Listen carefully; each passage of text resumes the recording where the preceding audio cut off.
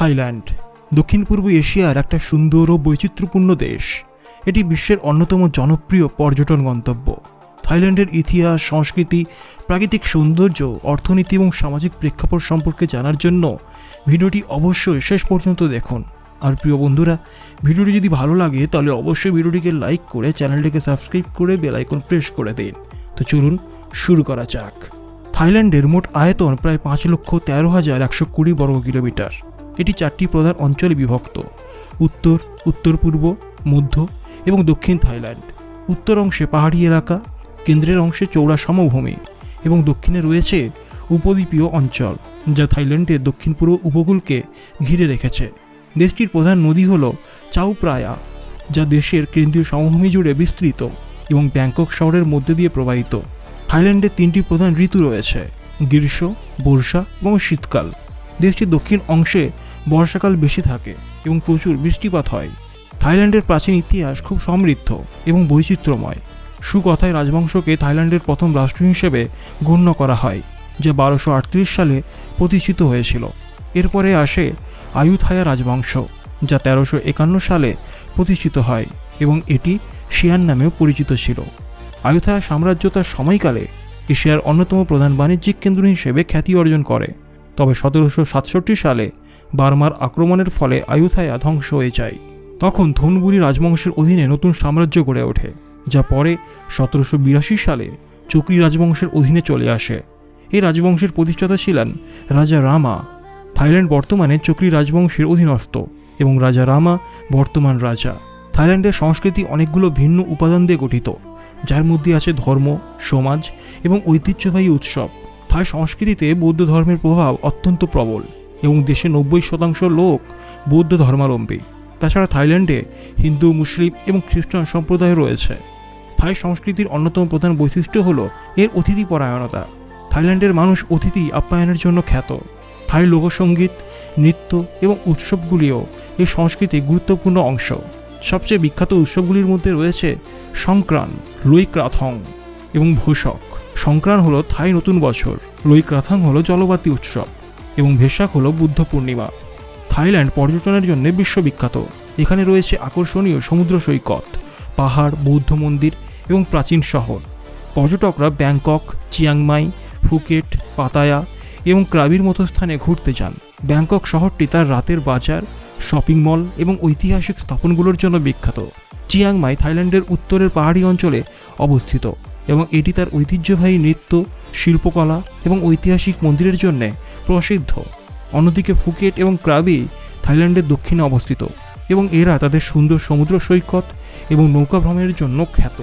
থাইল্যান্ডের অর্থনীতি দক্ষিণ পূর্ব এশিয়ার অন্যতম বৃহৎ অর্থনীতি।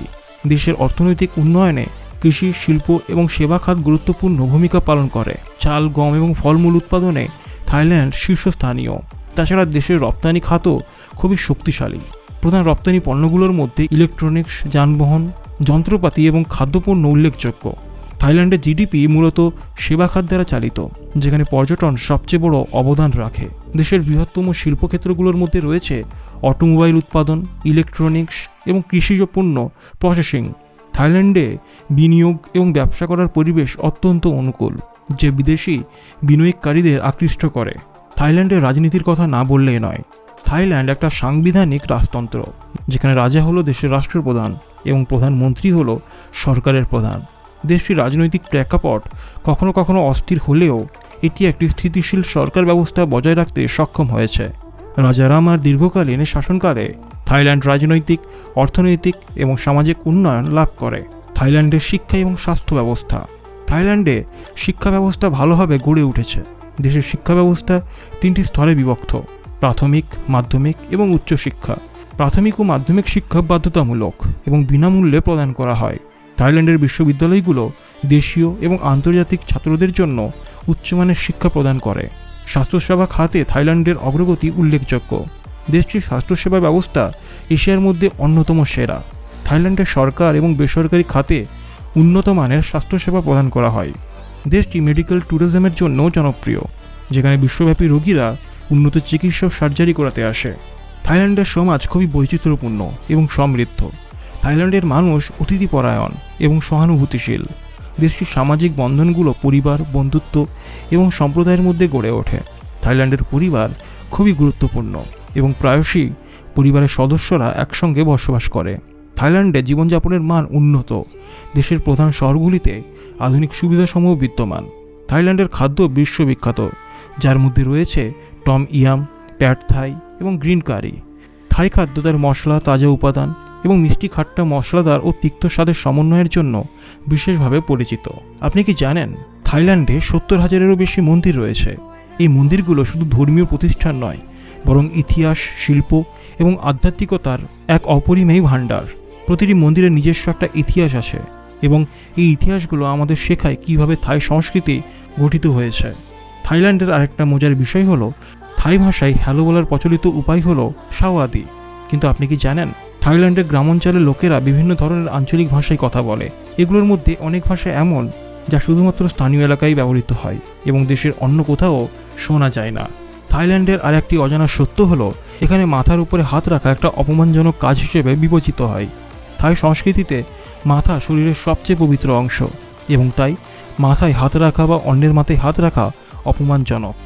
এছাড়া থাইল্যান্ডের প্রতি বছর এমন কিছু উৎসব উদযাপিত হয় যা সত্যিই অবিশ্বাস্য এবং মনোমুগ্ধকর, যেমন লয় ক্রাথং উৎসব, যেখানে লোকেরা নদীতে ছোট ছোট ভাসান তৈরি করে এবং তা ভাসিয়ে দেয়। এটি থাইদের জন্য একটা পবিত্র সময় যেখানে তারা জলের দেবতাদের প্রতি শ্রদ্ধা জানায়। থাইল্যান্ডের গ্রামাঞ্চলে প্রচুর প্রাচীনকালের ঐতিহাসিক বাড়ি রয়েছে, যেগুলো দেখতে গেলে মনে হবে আপনি যেন সময়ের কাঁটা পিছিয়ে চলে গেছেন। এই বাড়িগুলোতে থাই স্থাপত্যের অনন্য সৌন্দর্য ফুটে ওঠে, যা সময়ের সাথে সাথে বিলুপ্ত হওয়ার পথে। থাইল্যান্ডের পশু পাখির প্রতি ভালোবাসাও অনন্য। থাইল্যান্ডে কয়েকটি প্রাণী আছে যাদের সাথে স্থানীয় লোকেদের গভীর সম্পর্ক রয়েছে, যেমন হাতি। হাতি থাই সংস্কৃতির একটা গুরুত্বপূর্ণ অংশ এবং এদের সম্মানে থাইল্যান্ডে একটা বিশেষ দিনও উদযাপিত হয়। এছাড়া থাইল্যান্ডে এমন কিছু স্থান আছে যা খুবই কম লোক জানে, যেমন মায়া বে। এই স্থানে হলিউডের বিখ্যাত ছবি দ্য উইচের শুটিং হয়েছিল, কিন্তু এর প্রকৃত সৌন্দর্য এমন যে একবার সেখানে গেলেই আপনার মন কখনোই ফিরে আসতে চাইবে না। এখনও পর্যন্ত বলেছি শুধু সাধারণ বিষয় যা আপনার কাছে কিছুটা পরিচিত হতে পারে, কিন্তু থাইল্যান্ডের এমন কিছু কাহিনীও আছে যা সত্যি অবিশ্বাস্য। আপনি কি জানেন থাইল্যান্ডের পুতানিওতে একটা প্রাচীন মন্দির আছে যা সম্পূর্ণ কাঠের তৈরি এবং একটিও পেরেক ব্যবহার করা হয়নি। এই মন্দিরটা থাই স্থাপত্যের এক অসাধারণ নিদর্শন যা শতাব্দীর পর শতাব্দী ধরে টিকে আছে। এছাড়াও থাইল্যান্ডের কিছু গ্রামে এমন কিছু রীতি আছে যা পৃথিবীর অন্য কোথাও দেখতে পাবেন না, যেমন পি খা উৎসব, যেখানে গ্রামবাসীরা বিশ্বাস করে যে তারা প্রাচীন আত্মাদের সাথে যোগাযোগ করতে পারে। থাইল্যান্ডের বনের গভীরে এমন কিছু স্থাপত্য রয়েছে যা প্রাচীন যুগের মানুষেরা তৈরি করেছিল। এই স্থাপনাগুলোর গঠন এবং নকশা দেখে বোঝা যায় তখনকার লোকেরা কতটা শিল্পমনা এবং দক্ষ ছিল। থাইল্যান্ডের প্রতিটি কোণায় লুকিয়ে আছে এক একটি ইতিহাস এবং এক একটি গল্প। যদি আপনি থাইল্যান্ডে কখনো যান তাহলে এইসব অজানা তথ্যের খোঁজ করবেন, কারণ থাইল্যান্ডের আসল সৌন্দর্য তার অজানা রহস্যে লুকিয়ে আছে। থাইল্যান্ড একটি বহুমাত্রিক দেশ যা তার ঐতিহাসিক গুরুত্ব, সংস্কৃতি, প্রাকৃতিক সৌন্দর্য এবং অর্থনৈতিক উন্নতির জন্য বিশ্বব্যাপী পরিচিত। এ দেশের মানুষের আতিথেয়তা এবং সংস্কৃতি পর্যটকদের কাছে বিশেষভাবে আকর্ষণীয়। সব মিলিয়ে থাইল্যান্ড একটি অনন্য দেশ যা প্রাচীন এবং আধুনিক সংস্কৃতির মেলবন্ধন করে বিশ্বের কাছে বিশেষভাবে প্রিয় হয়েছে। তো বন্ধুরা, এই ছিল থাইল্যান্ড সম্পর্কে কিছু অজানা তথ্য। আশা করি আপনাদের ভিডিওটি একটু হলেও ভালো লেগেছে। ভালো লাগলে অবশ্যই ভিডিওটিকে লাইক করে চ্যানেলটিকে সাবস্ক্রাইব করে বেল আইকন প্রেস করে দেবেন। তো চলুন, দেখা হবে পরের ভিডিওতে।